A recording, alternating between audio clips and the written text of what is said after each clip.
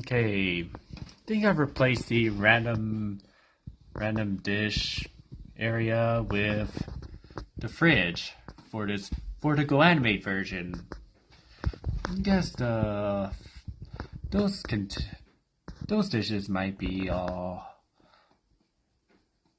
have a bigger storage in that version. That's what I can explain.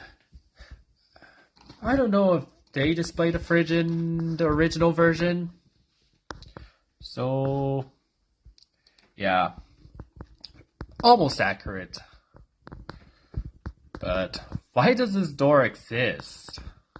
Even exist?